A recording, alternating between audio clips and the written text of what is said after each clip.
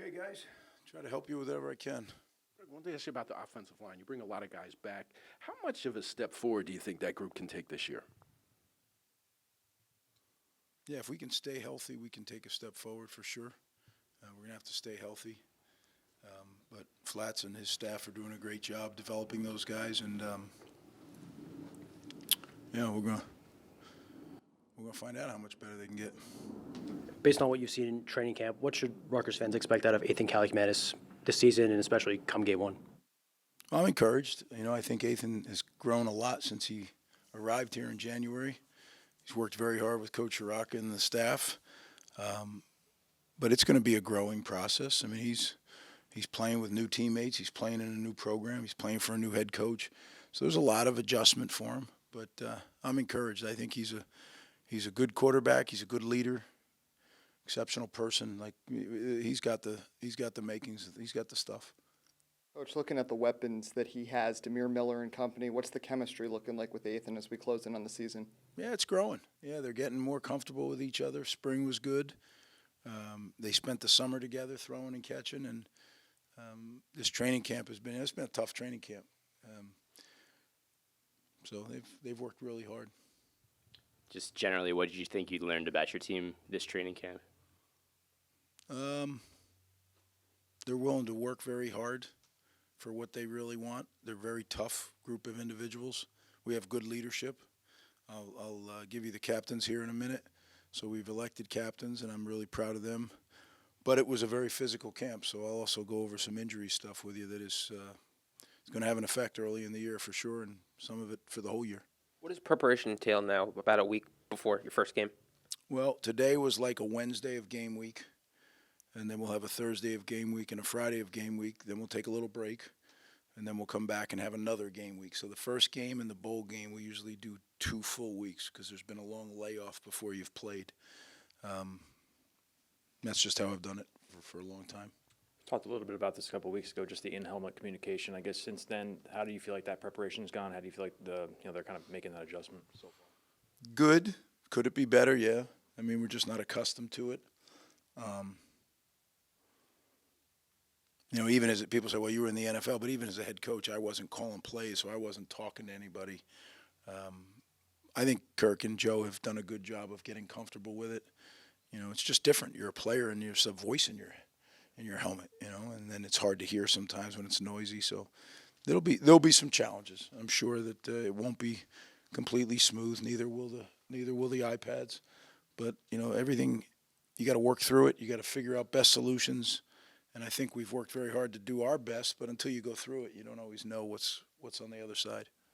Greg, with the running backs you have, do you feel like you can go into this year and not put as much of a workload on Kyle? And how do you kind of manage that?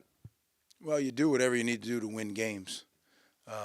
But you do have a long-term or a season-long plan. If you have guys that are capable of pulling their weight, then it gives you more flexibility. But at the end of the day, it's about winning each individual football game. You guys know we treat each game as its own season because you put so much work into each individual game.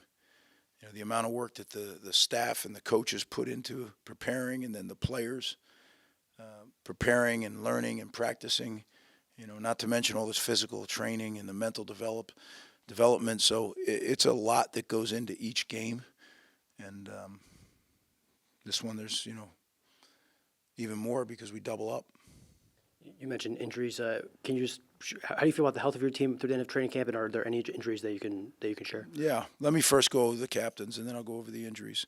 The captains, I'm really, thrilled with the guys that were elected captain by their teammates. There could have been more. I just have to find what I generally do is find a line of demarcation where there's a big jump in the numbers votes.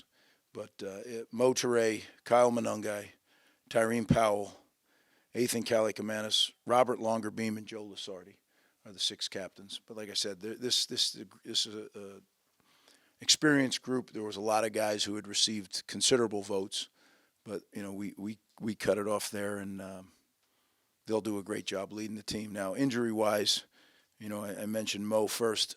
Mo's out for the year. He tore his ACL, so we're gonna get that fixed up and get him back. But yeah, it's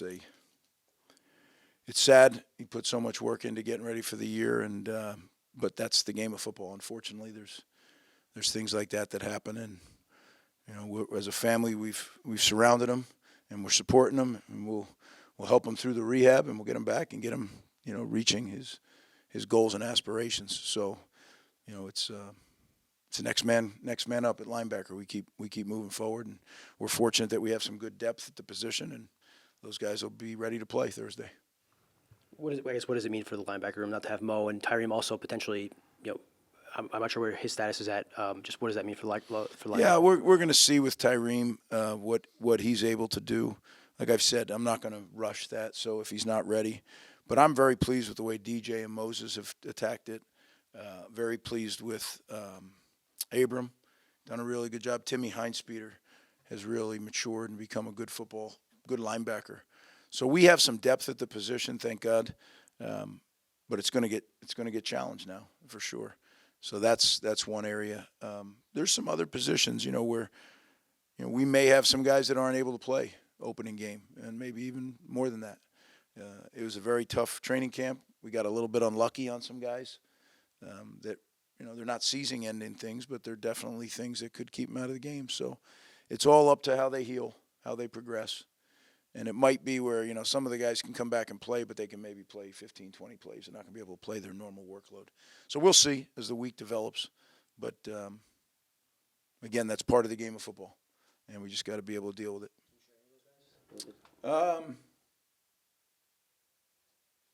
No, I'd rather not share them right now. I think that, the season-ending injury, I'm okay sharing.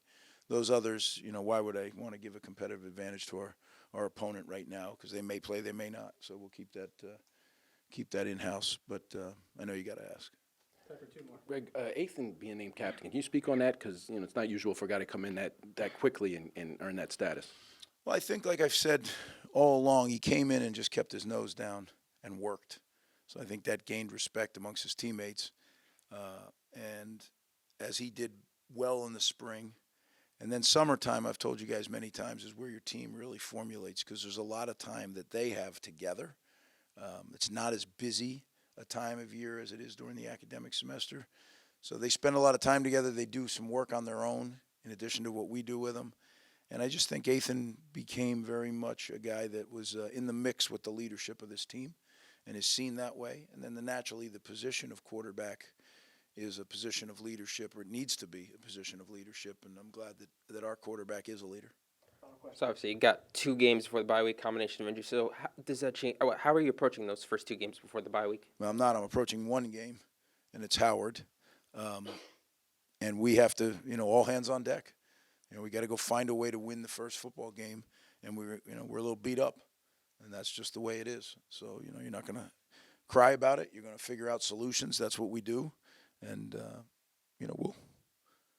we'll be ready to play, and that who plays is going to have to be good enough, because that's how we have to win the game, with who plays. So it'll be a big challenge, but one that I think our program's ready to attack, and we're going to see how it turns out. Thanks, guys.